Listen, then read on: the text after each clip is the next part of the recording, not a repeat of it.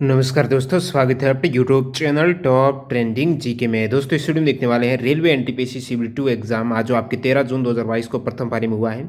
आज लेवल 2 का एग्जाम है। तो प्रथम शिफ्ट का 9 से जो 10:30 बजे वाली शिफ्ट है, इसमें जो 50 जीके के सवाल पूछे गए थे, इन 50 में से 48 एग्जैक्ट सवाल मिल चुके हैं और सवाल मिलने में काफ़ी समय लगा है। लगभग यहाँ पर 400 से 500 कैंडिडेट ने मैसेज किए हैं। उन सभी क्वेश्चन मैसेज को देखना, एनालिसिस करना, फिर उनमें भी कॉल कन्फर्म करना। काफ़ी कैंडिडेट गलत क्वेश्चन भी भेजते हैं तो समय लग जाता है और उसमें भी एक्स्ट्रा फैक्ट ऐड करना। एफर्ट के लिए लाइक करते हुए कंटिन्यू करना। पीडीएफ फाइल आज जैसे कि आपके 13 जून को भी 2 शिफ्ट में एग्जाम है, दोनों शिफ्ट की एक साथ टेलीग्राम चैनल पर मिल जाएगी। टेलीग्राम चैनल जिसकी लिंक डिस्क्रिप्शन बॉक्स में क्लिक करके आप ज्वाइन कर सकते हो। इन सभी अभ्यर्थियों का बहुत बहुत धन्यवाद जिन्होंने रियल और ऑथेंटिक सवाल है वो टेलीग्राम पर सेंड किए हैं। तो यहाँ पर कंटिन्यू करते हैं सवाल नंबर 1 से आगे बढ़े। उससे पहले मैं आपको बता दूं, यदि आप अभी एनटीपीसी सिविल 2 का एग्जाम दिया है और प्रैक्टिस नहीं किए तो एग्जाम में सवाल आपके ज़रूर मिस हुए होंगे। प्रैक्टिस से आपका कॉन्फिडेंस बढ़ता है, टाइम मैनेजमेंट बेहतर होता है। तो टेक्स्ट बुक पर अभी ऑफर है। जो पहले 12 मंथ वैलिडिटी मिलती थी, अभी जो कैंडिडेट हैं मॉक टेस्ट सीरीज ज्वाइन करना चाहते हैं तो 18 मंथ टेक्स्ट बुक पास की वैलिडिटी। ये पास का मतलब है सारे एग्जाम्स के मॉक टेस्ट है। 400 प्लस एग्जाम्स के मॉक टेस्ट यहाँ पर आपको मिलने वाले हैं और टीटीजी के कूपन कोड यूज़ करेंगे तो मैक्सिमम 39 रुपये का डिस्काउंट ले सकते हो। इसमें एसएससी के अलावा रेलवे, बैंकिंग, डिफेंस, यूपीएससी जितने भी स्टेट और सेंट्रल लेवल गवर्नमेंट एग्जाम्स हैं, एक ही पास में सारे एग्जाम्स के मॉक टेस्ट आप अटेम्प्ट कर सकते हो। अभी NTPC civil 2 special, group D special नए मॉक टेस्ट ऐड किए गए हैं। लेवल अप करते हुए लेटेस्ट पैटर्न को ध्यान में रखते हुए इसका जरूर आप फायदा उठाइएगा। जो सेम डैशबोर्ड रहता है एग्जाम में, उसी प्रकार यहाँ पर आपको प्रैक्टिस करने को मिलती है। तो कंटिन्यू कर लेते हैं सवाल को। पहला सवाल आपके सामने, भारतीय सेना ने हाल ही में सिक्किम में वेनेडियम आधारित बैटरी तकनीक का उपयोग करके पहला green solar energy harnessing plant शुरू किया है। इसकी क्षमता क्या है? तो भारतीय सेना के द्वारा जो ग्रीन सोलर एनर्जी प्लांट है, इसकी शुरुआत की गई है। ये किस क्षमता का है? तो 56 केवीए क्षमता का है, संयंत्र की क्षमता है। और ये वेनेडियम आधारित, कहाँ पर याद रखना, सिक्किम में एग्जाम में पूछ ले कहाँ पर ये स्थापित हुआ है, सिक्किम में हुआ है। वेनेडियम आधारित ये, और वेनेडियम की बात करें तो इससे जुड़ा हुआ करंट अफेयर्स है। जनवरी 2021 में भारत में प्रथम बार वेनेडियम अरुणाचल प्रदेश में खोजा गया है और ये आईआईटी मुंबई के सहयोग से पूरा किया जा रहा है, जो 16,000 फीट की ऊंचाई पर बनाया गया है। अगला सवाल देखते हैं यहाँ पर, बाबर किस उम्र में फरगना का राजा बना था? फरगना कहाँ पर? अफगानिस्तान में, जहाँ पर बाबर का जन्म हुआ था। तो फरगना का राजा बना था जब उनकी उम्र थी 12 वर्ष। तो 12 वर्ष की उम्र में फरगना की राजगद्दी पर बैठा था बाबर। बाबर के पिता का नाम है उमर शेख मिर्जा फरगना है, जो तुर्क शासक था। और कबूतरों से खेलते वक्त इनके ऊपर मकान गिर गया था और मृत्यु हो गई थी। उसके बाद बाबर है वो राजगद्दी पर बैठे थे। 2011 की सेंसस के अकॉर्डिंग सबसे ज़्यादा जनसंख्या किस राज्य के? इजी सवाल है। सर्वाधिक जनसंख्या उत्तर प्रदेश की। सीबीटी फर्स्ट में एक सवाल पूछा गया था 2011 की सेंसस के अकॉर्डिंग तीसरी सबसे ज़्यादा जनसंख्या किस राज्य की? उसके इसमें आंसर था बिहार। तो ये आपको क्रम याद रखना है। प्रथम उत्तर प्रदेश, सेकंड महाराष्ट्र, फिर बिहार, नेक्स्ट यहाँ पर पश्चिम बंगाल है। तो ये टॉप 4 जो सर्वाधिक जनसंख्या वाले राज्य। अगला सवाल यहाँ पर तनवा प्रोजेक्ट की फुल फॉर्म पूछी है। तनवा प्रोजेक्ट है तमिलनाडु वुमन इन एग्रीकल्चर, जो तमिलनाडु सरकार के द्वारा महिलाओं को कृषि में आधुनिक तकनीकी के प्रशिक्षण देने के लिए तनवा प्रोजेक्ट की शुरुआत की गई है। तमिलनाडु वुमेन इन एग्रीकल्चर इसकी फुल फॉर्म हो जाएगी। सुनामी में भूकंप की तीव्रता क्या रहती है जिससे समुद्री लहरों में चक्रवात आता है? तो भूकंप की तीव्रता 6.5 से ऊपर पहुंचती है, उस केस में ही सुनामी आती है। 6.5 से नीचे यदि तीव्रता रहती है तो सुनामी नहीं आ सकती है। तो जो मैग्नीट्यूड रहता है वो 6.5 से 7.5 तक रहता है, उस केस में सुनामी आ जाएगी। राई नृत्य किस राज्य से? राज्य से पूछा तो मध्य प्रदेश हो जाएगा। विशेषकर बुंदेलखंड क्षेत्र है ये। बुंदेलखंड उत्तर प्रदेश और मध्य प्रदेश दोनों राज्यों में जुड़ा हुआ है। 73वां संविधान संशोधन के द्वारा कौन सा भाग जोड़ा गया? संविधान में जो भाग 9 है वो 73वें कॉन्स्टिट्यूशन अमेंडमेंट के जरिए ऐड किया गया है। अब भाग 9 73वें और भाग 9A को 74वें संविधान संशोधन के तहत ऐड किया गया, ये आपको याद रखना है। भाग 9 अनुच्छेद 243A से लेकर अनुच्छेद 245O तक जो पंचायतों से संबंधित प्रावधान हैं, सन 1992 में संविधान संशोधन करके भाग 9 जोड़ा गया, जो कि 73वां कॉन्स्टिट्यूशन अमेंडमेंट हुआ है। इस भाग में 16 नए अनुच्छेद और एक नई अनुसूची, जो 11वीं अनुसूची भी इसी में जोड़ी गई है। और जो 73वां संविधान संशोधन हुआ है, इसी के तहत 11वीं अनुसूची को जोड़ा गया है, जिसमें 29 विषयों की सूची की व्यवस्था की गई है। अब जो 8 के बाद 9वीं 10वीं 11वीं 12वीं अनुसूची है, ये संविधान संशोधन करके बाद में ऐड की गई है। तो 9वीं अनुसूची हो गई। 10वीं अनुसूची में दल बदल विरोधी कानून है। 52वें कॉन्स्टिट्यूशन अमेंडमेंट 1985 के जरिए ऐड किया गया, वेरी इंपॉर्टेंट है। नेक्स्ट चैप्टर सवाल देखने को मिलेगा आपको। 12वीं अनुसूची है जिसमें नगर शासन प्रणाली है, ये 74वें कॉन्स्टिट्यूशन अमेंडमेंट 1993 के जरिए इसको ऐड किया गया है। और इससे पहले आपने 11वीं अनुसूची देख ली है जो कि 73वें कॉन्स्टिट्यूशन अमेंडमेंट के जरिए ऐड हुई है। 9वीं अनुसूची किस संविधान संशोधन के तहत जोड़ी गई है? तो 9वीं अनुसूची की बात करें तो प्रथम कॉन्स्टिट्यूशन अमेंडमेंट हुआ है 1991 में। तो फर्स्ट संविधान संशोधन में ही 9वीं अनुसूची को जोड़ा गया। भाग 9 का भी पूछा और 9वीं अनुसूची का 2 अलग सवाल थे। टोक्यो ओलंपिक 2021 में जो 2020 वाला, इसमें लवलीना बोरगोहेन ने कितने किलोग्राम भार वर्ग में कांस्य पदक जीता है? तो ये इनका था 69 किलोग्राम भार वर्ग में, जो वाल्टर वेट में आता है। इसमें इन्होंने लवलीना ने कांस्य पदक जीत लिया है बॉक्सिंग में। किस में? स्पोर्ट है इनका बॉक्सिंग। तो ये ब्रॉन्ज मेडल विजेता हैं, असम राज्य की निवासी हैं। अब जब पूछ लिया है भार वर्ग का, अन्य जो मेडल विजेता उनका भी आपको पता होना चाहिए। दीपक पूनिया है 86 किलोग्राम भार वर्ग टोक्यो में। रवि कुमार दहिया है, सिल्वर मेडल जीता है, याद रखना है 57 किलोग्राम भार वर्ग है, वेरी इंपॉर्टेंट बन जाता है। बजरंग पूनिया 65 किलोग्राम। शेखम मीराबाई चानू याद रख लीजिएगा क्योंकि 2020 टोक्यो ओलंपिक में सिल्वर मेडल विजेता है, तो इनका है 49 किलोग्राम। मीराबाई चानू पूछे तो 49 किलोग्राम टिक कर दीजिएगा। और नेक्स्ट वाला देखते हैं यहाँ पर, संपत्ति के अधिकार को कब मूल अधिकार से हटाया गया है? संपत्ति के अधिकार को 44वां संविधान संशोधन हुआ था 1978 में। उसके तहत मौलिक अधिकार से ये विधिक अधिकार में रखा गया है, जो आर्टिकल 301 के तहत अभी विधिक अधिकार है, संपत्ति का अधिकार है। पहले जो मौलिक अधिकार था उस समय आर्टिकल 31 और 19F के अंतर्गत ये था। अगला सवाल देखते हैं, 2011 की जनगणना के अनुसार सबसे अधिक जनसंख्या घनत्व किस राज्य का? जनसंख्या घनत्व कल पूछा था 12 जून को, किस देश का सर्वाधिक है? यहाँ पर किस राज्य का है? 2011 की सेंसस बिहार का है। मोस्ट थिक्की स्टेट है बिहार, जो कि जनसंख्या घनत्व 1106 व्यक्ति प्रति स्क्वायर किलोमीटर। ये भी याद रखना है। जनसंख्या घनत्व क्या होता है? 1 वर्ग किलोमीटर में कितने व्यक्ति निवास करें? तो 1106 हैं, जो बिहार में सर्वाधिक है। वैसे ओवरऑल बात करो यूटी और राज्य के, उस केस में यूटी जो दिल्ली है, इसका जनसंख्या घनत्व सबसे अधिक है। कितना है? 11,320 है। सबसे कम भी पूछा जा सकता है, वैसे कहने को इजी सवाल है। अरुणाचल प्रदेश का है 17 व्यक्ति प्रति स्क्वायर किलोमीटर। भारत का जनसंख्या घनत्व है ना, वो 11 के सेंसस के अकॉर्डिंग 382 व्यक्ति स्क्वायर किलोमीटर है, जो पहले था 2001 में 324। नेक्स्ट सवाल, भारत सरकार तथा सभी प्रादेशिक सरकारों की सभी तरह के लेखों का अंकेक्षण कौन करता है? लेखा जोखा कौन करता है भारत सरकार का? सीएजी के द्वारा, कंट्रोलर एंड ऑडिटर जनरल, जो कि नियंत्रण और महालेख परीक्षक है। आर्टिकल 148 है, सीएजी की नियुक्ति है जो कि राष्ट्रपति के द्वारा की जाती है, इसके बारे में उल्लेख है। मुस्लिम लीग के द्वारा पृथक स्वायत्त मुस्लिम राष्ट्र की मांग, जो पाकिस्तानवाद में नाम पड़ा है, वो मांग हुई थी 1940 में। लाहौर अधिवेशन में पहली बार पृथक पाकिस्तान राज्य के निर्माण का प्रस्ताव पारित किया गया था, जो कि 23 मार्च 1940 को मुस्लिम लीग का अधिवेशन लाहौर में हुआ था। इसकी अध्यक्षता की थी मोहम्मद अली जिन्ना ने। एंशियंट अशोकाज इंस्क्रिप्शन लैंग्वेज, ये सेम सवाल 7 जनवरी सेकेंड शिफ्ट जो सीबीडी फर्स्ट का एग्जाम हुआ एनटीपीसी का, इसमें आ चुका है। अशोक के प्राचीन शिलालेख किस भाषा में है? लगभग आपको 4 से 5 सवाल तो सीबीडी फर्स्ट से देखने को मिल ही रहे हैं, बाकी एक्स्ट्रा फैक्ट से भी काफी आ रहे हैं। तो प्राकृत लैंग्वेज है, प्राचीन शिलालेख जो अशोक के है वो इस लैंग्वेज में है। और इसमें भी अलग अलग पूरी क्षेत्र में ये प्राचीन मगधी भाषा में, ब्राह्मी लिपि के प्रयोग में, और पश्चिमी क्षेत्र का आपको पूछा खरोष्टी लिपि, प्राकृत लैंग्वेज करेक्ट हो जाएगा। अब अशोक के शिलालेख से एक सवाल पूछा जाता है, कलिंग युद्ध का उल्लेख कौन से शिलालेख में मिलता है? अशोक के 13वें शिलालेख में कलिंग युद्ध का वर्णन देखने को मिलता है। तो इस प्रकार यदि आप और भी मैं बताऊंगा जो सीबीटी फर्स्ट से सवाल रिपीट हुए हैं, तो सीबीटी फर्स्ट की यदि आप ऑल 133 पारियों की 5320 जीके की क्वेश्चंस की पीडीएफ डाउनलोड करना चाहते हो तो डिस्क्रिप्शन बॉक्स में डेमो वीडियो की लिंक मिलेगी, वहां चेक कीजिएगा किस प्रकार डाउनलोड करना, या फिर वेबसाइट से डायरेक्ट आप डाउनलोड कर लीजिएगा। ये आपके ग्रुप डी में भी काम आने वाली है, तो ये जरूर देख लेना, किसी भी एग्जाम्स के लिए यहाँ से सवाल पूछे ही जाते हैं। अगले सवाल की ओर बढ़ते हैं।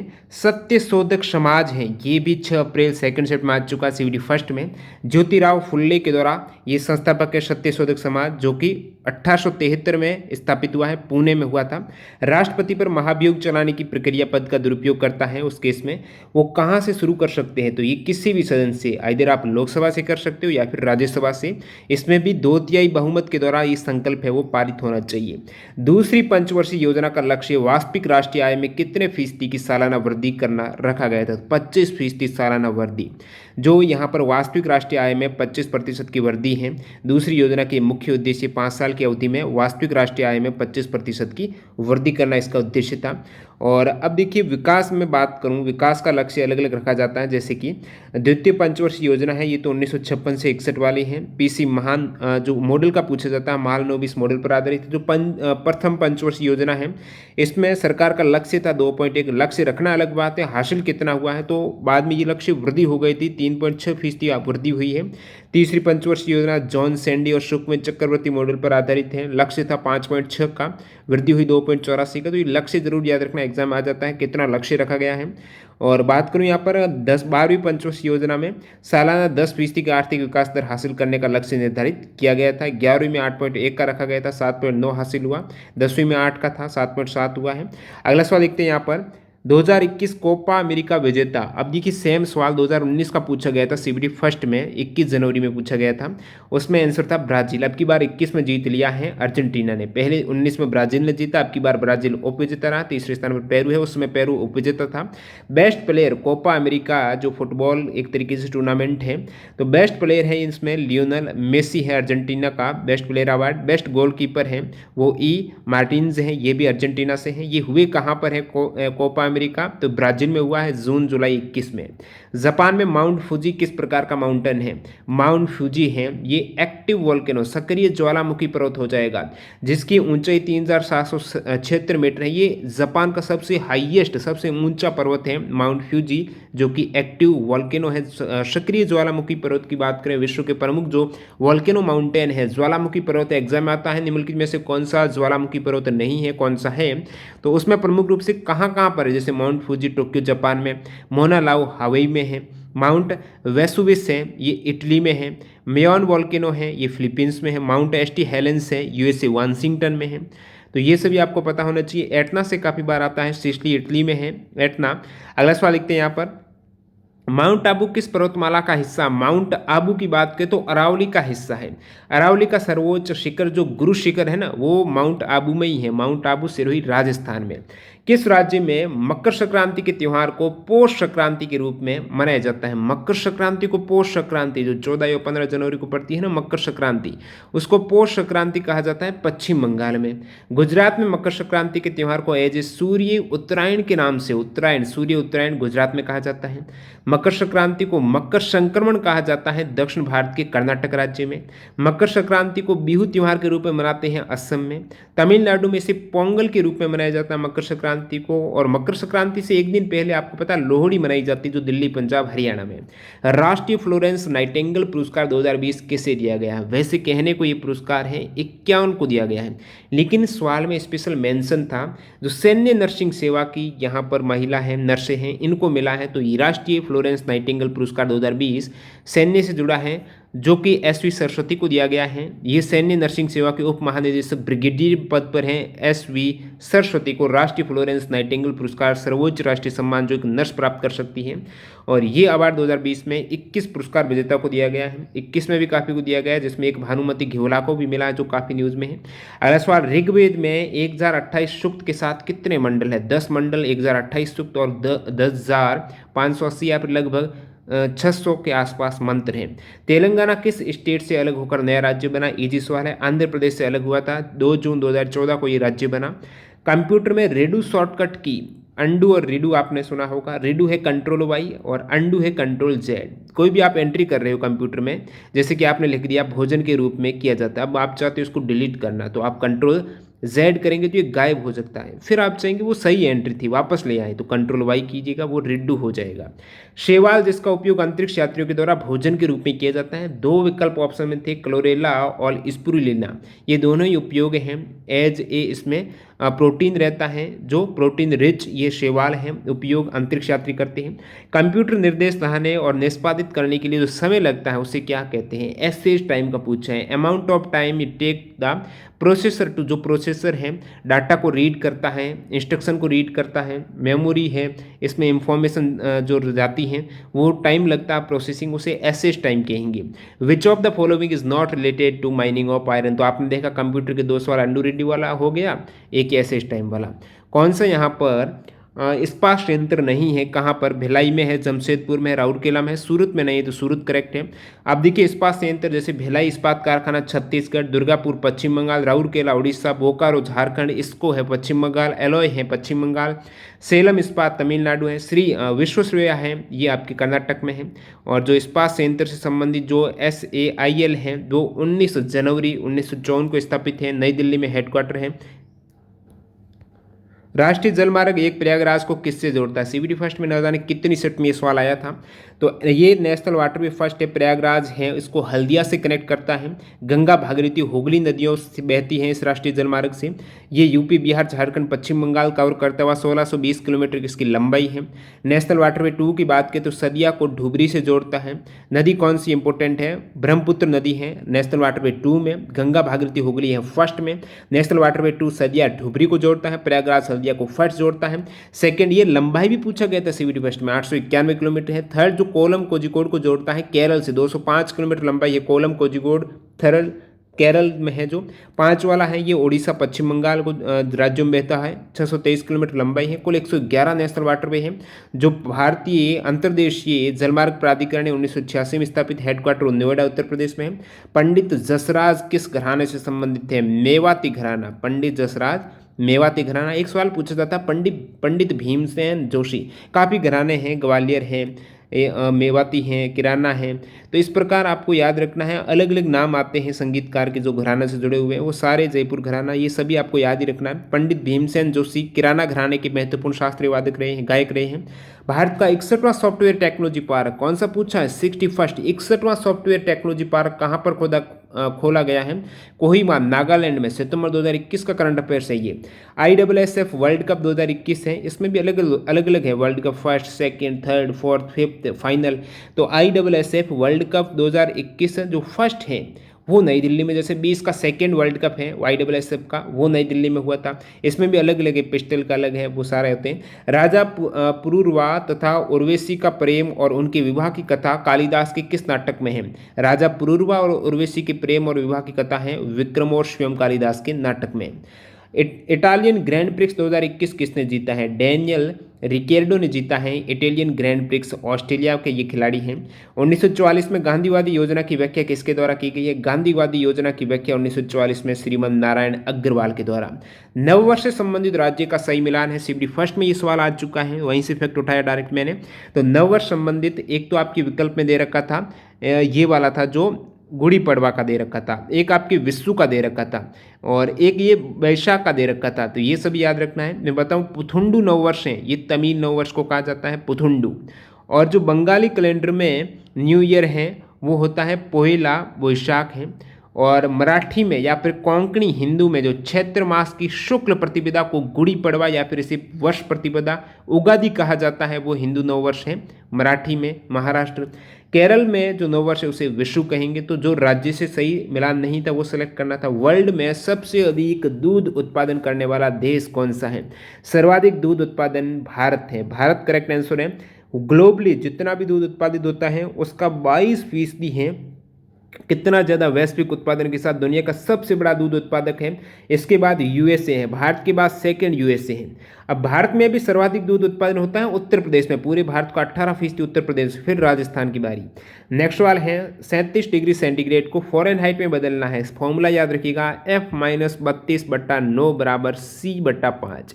जैसे 37 डिग्री वैल्यू दे रखी है, 37 डिग्री को C के स्थान पर पुट कीजिएगा, क्रॉस मल्टीप्लाई करेंगे तो F की वैल्यू आएगी 98.6 फ़ारेनहाइट। और प्राइस सीलिंग का पूछ लिया है, सीलिंग यानी शत, ठीक है। तो शत है प्राइस ऊपर एक सर्टन लेवल से, a price ceiling keep a price from rising above a certain level. एक फिक्स लेवल से प्राइस हमेशा ऊपर रहे वो प्राइस सीलिंग है, और फिक्स लेवल से प्राइस नीचे रहे वो आपकी प्राइस फ्लोर हो जाएगा।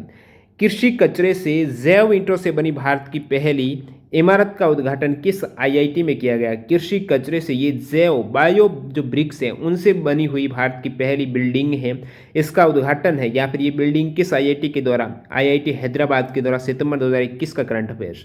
महापुरुष श्रीमंत शंकरदेव के द्वारा किस भाषा में भावना रचना लिखी गई थी? तो भावना रचना है ये शंकरदेव के द्वारा असमिया और ब्रजावली भाषा में लिखी गई है। किसमें? ब्रजावली और असमिया भाषा में।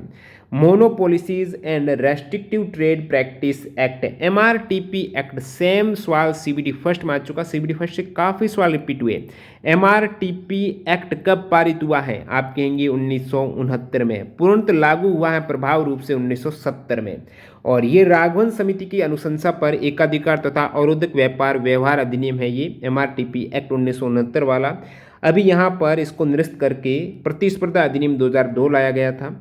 नेक्स्ट वाले हैं 11 सितंबर को कवि और स्वतंत्रता सेनानी, नाम है सुब्रमण्यम भारती की पुण्यतिथि को कौन सा राज्य महाकवि दिवस के रूप में मनाएगा? महाकवि दिवस के रूप में किसकी पुण्यतिथि? सुब्रमण्यम भारती। कब? 11 सितंबर को। कौन सा राज्य? तमिलनाडु। काफी करंट अफेयर्स एक ही सवाल में। किसी भी अन्य इमारत से स्वतंत्र दीवारों और छतों के साथ इमारत और एक ही भूखंड के भीतर सभी तरह खुली जगह के साथ बनी बिल्डिंग क्या कहलाती है? जो भी बिल्डिंग है बिल्कुल स्वतंत्र है, इनके पास में कोई भी बिल्डिंग वाल वगैरह शेयर नहीं कर रही, एकदम खुला भूभाग में बनी हुई है। चारों जो आप कहेंगे दीवारें हैं वो क्या है? खुली है, उसके कवर नहीं है, वो हो जाएगी डिटैच। अटैच नहीं है, डिटैचिंग बिल्डिंग है। The single big land mass from which all the continents present today were formed, किस एकमात्र बड़े भूभाग से आज जो जितने भी महाद्वीप है उसका निर्माण हुआ है? तो पेंजिया जो भूभाग है, मासलैंड है, उनसे हुआ है। अगला सवाल लिखते हैं यहाँ पर, किस औद्योगिक नीति ने भारत में औद्योगिक लाइसेंसिंग को समाप्त किया? औद्योगिक लाइसेंसिंग को समाप्त किया है न्यू इंडस्ट्रियल पॉलिसी 1991 ने। तो 1991 की नीति है जो आर्थिक उदारीकरण की शुरुआत होती है 1991 में। सीबीटी फर्स्ट में सवाल आया था। 1991 में प्रधानमंत्री थे पीवी नरसिम्हा और वित्त मंत्री थे डॉक्टर मनमोहन सिंह। यहाँ से सवाल आता है। काफ़ी ढील दी गई थी उदारीकरण की नीति में और शेयर मार्केट में विदेशी कंपनियां हैं यहाँ पर प्रवेश की थी। गुरुत्वाकर्षण के कारण खदानों में मिट्टी, चट्टान, धातु का नीचे आकर जम जाना, यानी आपको एक तरीके से प्लेसर डिपॉजिट से परिभाषा दे रखी थी, तो प्लेसर डिपॉजिट से ये सवाल पूछा गया है। अब और क्या ऑप्शन थे वो बताना। बाकी भूस्खलन, लैंडस्लाइड क्या होती है? बहुत बड़ी लार्ज अमाउंट में जो मिट्टी है, रॉक है, वो नीचे स्लोप ढाल में आ जाए ग्रेविटी के कारण, वो भूस्खलन हो जाएगा। अब अगला सवाल है जो कि मेलिगोफाइटा या फिर एग्जैक्ट ये स्पष्ट नहीं मिला है, तो इसमें आपको वर्गीकरण का सवाल था। टेरिडोफाइटा, ब्रायोफाइटा, जिम्नोस्पर्म, एंजियोस्पर्म है, तो ये क्या दोनों में से ही सही रूप से नहीं बता पा रहे स्टूडेंट? तो किसका वर्गीकरण आपको पूछा वो कमेंट सेक्शन में आप बताना। बाकी 2 सवाल और रह गए जीके के, वो भी बता देना। जो भी कैंडिडेट को याद आ रहा मैं पीडीएफ में ऐड कर दूंगा। और सीबीटी फर्स्ट में पूछे गए सभी क्वेश्चंस की पीडीएफ फाइल के लिए डेमो वीडियो की लिंक डिस्क्रिप्शन बॉक्स में है, आप चेक कर सकते हो। आपने कितने सवाल अटेम्प्ट किए यहाँ पर आप बता देना कमेंट सेक्शन में। और टीटीजी के कूपन कोड यूज़ करके आप टेक्स्ट बुक से मैक्सिमम डिस्काउंट ले सकते हो। मिलते हैं सेकंड शिफ्ट की वीडियो के साथ। वंदे मातरम।